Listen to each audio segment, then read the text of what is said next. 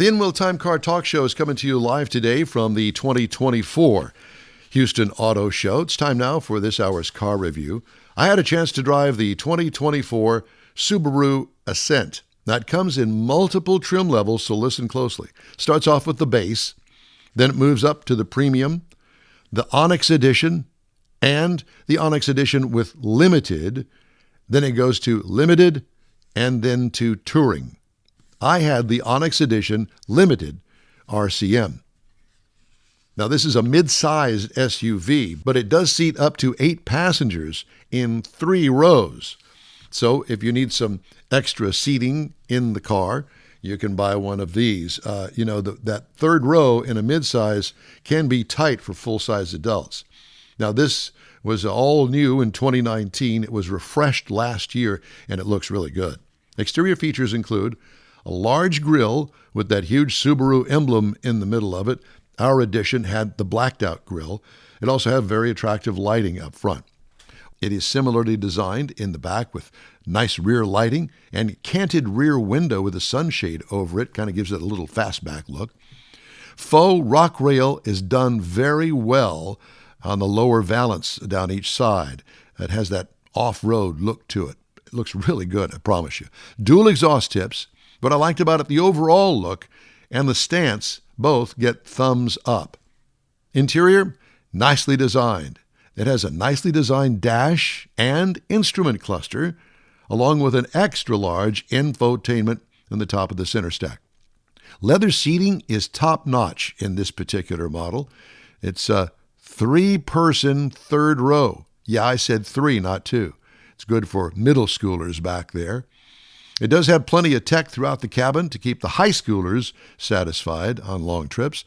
Cargo and trunk room, well, the rear hatch is as big as a minivan. I think that you could probably fit a couch back there. Well, maybe not a couch, but you get my point. What I liked, I was surprised by its niceness throughout the cabin. What could use improvement? Maybe a little bit more sound deadening.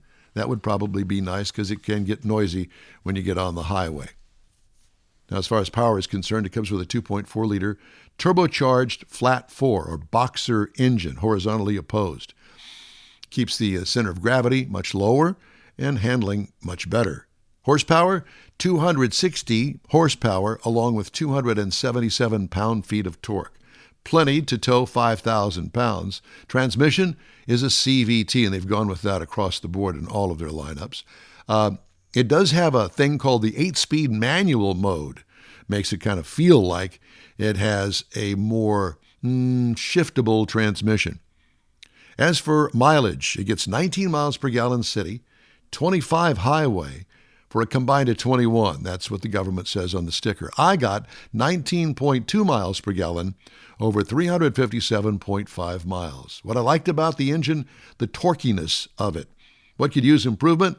Well, personally, I'd love to see a manual or a more traditional automatic transmission in it, at least as an option. That's not going to happen. This is a new world, and I know that I'm old school. Ride and handling. I didn't say that. Ride and handling, what I liked about it, the responsive steering. It does have a nice ride, too. What could use improvement?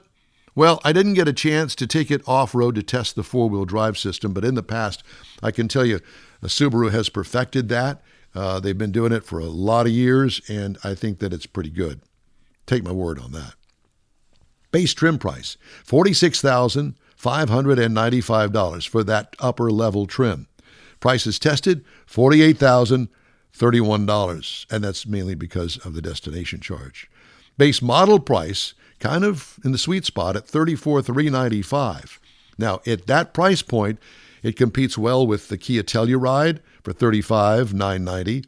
The Mazda CX-90 is a little pricier. It starts at $39,595, but that's a little bit bigger SUV as well.